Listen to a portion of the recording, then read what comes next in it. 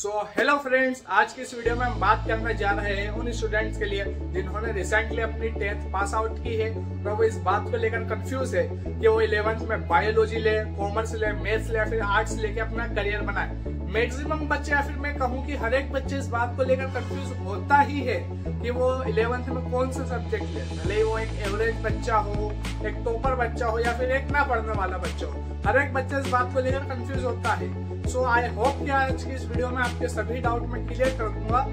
तो अधिकतर क्या होता है कि बच्चे हम अपने स्ट्रीम कैसे चूज करते हैं, या तो जो पेरेंट्स बोलते हैं, पहली चीज तो ये होता है कि पेरेंट्स के प्रेशर में आके जो पेरेंट्स ने बोल दिया वो स्ट्रीम ले लेते हैं। सेकेंड चीज, किसी टीचर ने सजेस्ट कर दिया, आपके स्कूल टीचर ने, आपके कोचिंग टीचर ने सजेस्ट कर दिया कि आप ये वाला स्ट्रीम ले लो, तो फिर बच्चे उस स्ट्रीम में चले जाते हैं। थर्ड चीज क्या होती है कि जिस फील्ड में फ्रेंड ज्यादा उस फील्ड में चले जाना, जैसे फ्रेंड ने कॉमर्स लिया तो आप भी कॉमर्स में चले गए।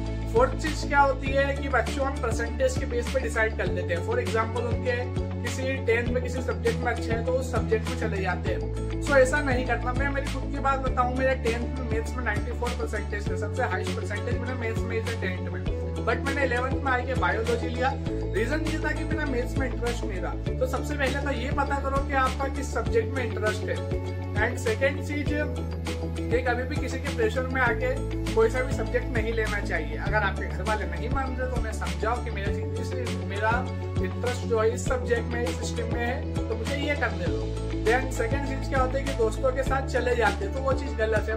आपके दोस्त की क्या फाइनेंशियल कंडीशन है आपको पता है, और आपकी फाइनेंशियल कंडीशन है ये भी आपको पता है। सो आई होप कि मेरा इशारा किस तरफ आप समझ गए होंगे। देन सेकंड चीज क्या होती है कि मेनली बच्चों क्या करते हैं कि किसी भी टीचर के कहने पे ले लेते हैं, तो ये चीज भी गलत है। किसी भी टीचर अगर कोई बोल रहा है तो आपके अच्छे के लिए ही बोल रहा है, बट आप खुद का इंटरेस्ट देखो कि आपका इंटरेस्ट किस चीज में है। आपको कॉमर्स के सब्जेक्ट पसंद है, आपको आर्ट्स के सब्जेक्ट पसंद है, बायो के पसंद है या फिर मैथ्स के पसंद है, ये आपकी मर्जी के ऊपर डिसाइड करता है कि आपको आगे करियर काइंड में बनाना है। अब मेरे हिसाब से आपको कौन सा सब्जेक्ट लेना चाहिए उस मुद्दे पे आते हैं। देखिए, जो ये आप 11th में स्ट्रीम लेते हैं तो ये सिर्फ आपकी 11th और 12th के लिए नहीं होती, ये आपकी पूरी लाइफ के लिए हो जाती है। मैं इसलिए बोल रहा हूँ क्योंकि आप इसी के बेसिस पे तो कॉलेज में अपना सब्जेक्ट ले पाओगे, और कॉलेज में जो सब्जेक्ट लोगे उसी के थ्रू आप अपना करियर बना पाओगे। वो बात अलग है कि आपके पास बिजनेस वगैरह वो एक चीज अलग होती है, बट आप जो सब्जेक्ट 11th में लोगे उसी बेसिस पे अपने 12th पास आउट करोगे और इसी बेसिस में अच्छे कॉलेज में आपको एडमिशन मिलेगा, तो उसी बेसिस पे आप अपना करियर बना पाओगे। तो सबसे पहले आपको क्या चीज देखना है, जो मेन, हालांकि अगर मैं ऐसी चीज बोलूंगा तो बहुत से बच्चे बोलेंगे कि ये तो हमें डिमोटिवेट कर रहे हैं, बट जो रियलिटी में वो बता रहा हूँ। सबसे पहली चीज आप अपना पोटेंशियल जानो कि आपका पोटेंशियल क्या है। अगर फॉर एग्जांपल मैं अगर बायो ले रहा हूँ तो आगे मुझे फ्यूचर में क्या करना है, सबसे पहले तो गूगल पे एक लिस्ट निकाल लो कि अगर मैं बायो लेता हूँ तो मुझे ये चीजें करने की अपॉर्चुनिटी मिलेगी। लाइक मैं बायो लेता हूँ तो मैं फार्मेसी में जा सकता हूँ, डॉक्टर बन सकता हूँ, फॉरेंसिक में जा सकता हूँ, एग्रीकल्चर में जा सकता हूँ, फूड डिपार्टमेंट में। इस तरह की बहुत सारी लंबी लिस्ट है। मैथ्स लेता हूँ तो सीएससी कर सकता हूँ अपना, और उसके बाद engineering, mechanical engineering, many thing else. Commerce लेता हूँ तो सीए, एलएलबी, आर्ट्स लेता हूँ तो पॉलिटिक्स वगैरह, इन सब चीजों में जा सकता हूँ। तो ये चीज हो गई कि आप फ्यूचर में क्या कर सकते हो, वो सारी चीजें आपको पता होना चाहिए अगर आप कोई सा भी सब्जेक्ट ले रहे हो। देन आपकी फाइनेंशियल कंडीशन आपको पता होना चाहिए। फॉर एग्जाम्पल कि अगर आपको डॉक्टर बनना है और नीट में बाई चांस आपका सिलेक्शन नहीं हुआ तो उस कंडीशन में आप क्या करोगे।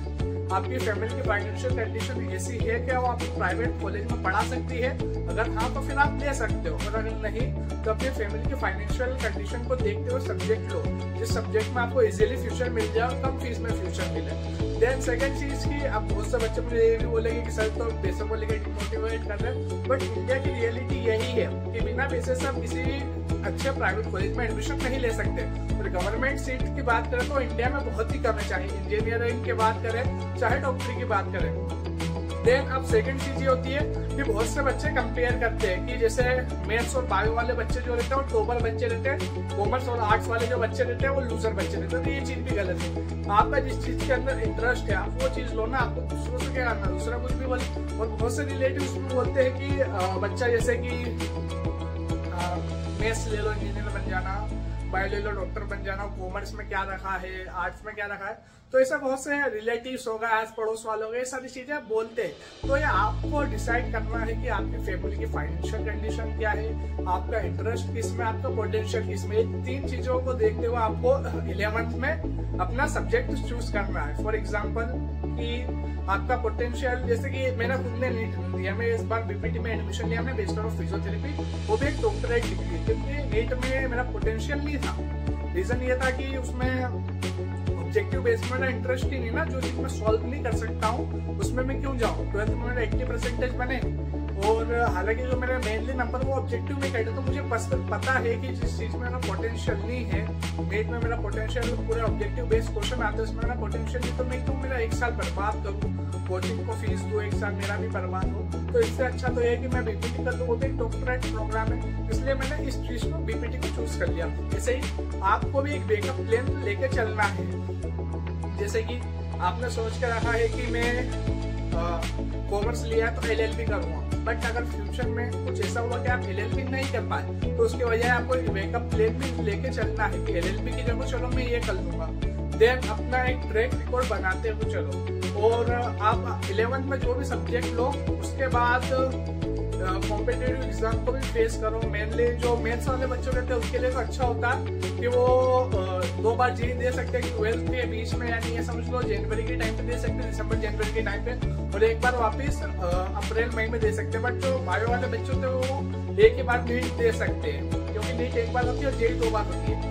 और जो कॉमर्स वाले बच्चों को क्लियर देना चाहिए, CUET वगैरह होती है, तो ये सारी कॉम्पिटिटिव एग्जाम फेस करना चाहिए। इससे आपको फ्यूचर में बहुत बेनिफिट मिलेगा। अभी आपको लगेगा कि फालतू की एंट्रेंस फीस लग रही, बट फ्यूचर में आपको बहुत ज्यादा बेनिफिट मिलेगा, एक अच्छा कॉलेज मिलने में, हर चीज मिलने में। सो आई होप कि आज की इस वीडियो में आपके सभी डाउट क्लियर हो गए होंगे कि आपको कौन सा सब्जेक्ट लेना और कौन सा नहीं। और आपको अगर इसके अलावा भी कुछ डाउट हो तो आप मुझे बिल्कुल कमेंट कर सकते हैं, और आपको किसी भी एक स्ट्रीम पे बिल्कुल डिटेल्ड वीडियो चाहिए तो आप कमेंट